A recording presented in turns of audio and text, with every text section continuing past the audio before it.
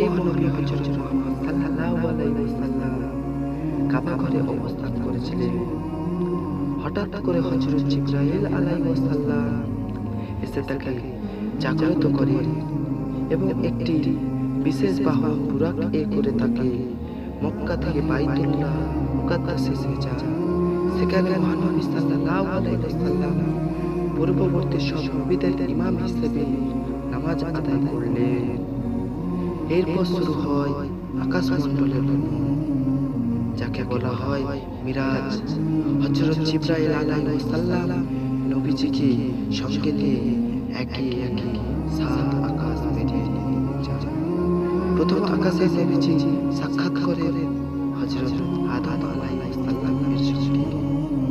দ্বিতীয় আকাশে হযরত ঈসা আলাইহিস সালাম ও হযরত ইয়াহইয়া আলাইহিস সালামের সঙ্গে। তৃতীয় আকাশে হযরত ইউসুফ আলাইহিস সালাম। চতুর্থ আকাশে হযরত ইদ্রিস আলাইহিস সালাম। পঞ্চম আকাশে হযরত হারুন আলাইহিস সালাম। ষষ্ঠ আকাশে একইভাবে হযরত মুসা আলাইহিস সালাম এবং সপ্তম আকাশেও হযরত ইব্রাহিম আলাইহিস সালামের সঙ্গে দেখা।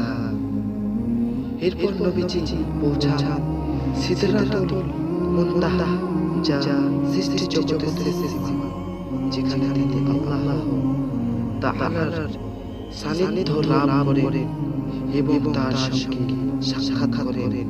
ঠিক একইভাবে এই সাক্ষাৎ হয়েছিল তা কেবল আল্লাহ জানেন। মানুষের বোঝায় সীমার বাইরে এক এক রহস্য। এই মহিমান্বিত রাতে আল্লাহ তাআলা তার প্রিয় রাসূল সাল্লাল্লাহু আলাইহি ওয়াসাল্লামকে উপহার হিসেবে দিয়েছিলেন 50 ওয়াক্ত নামাজ। পরে রাসূল সাল্লাল্লাহু আলাইহি ওয়াসাল্লামের অনুরোধে তা কমিয়ে 5 ওয়াক্ত নির্ধারণ করা হয়, যাকে 50 ওয়াক্তের সমান সওয়াব। এই মিরাজের ঘটনা আমাদের শেখায় যে নামাজ হলো আল্লাহর পক্ষ থেকে এক বিশেষ উপহার, তা কোনোদিন অবহেলা করার বিষয় নয়।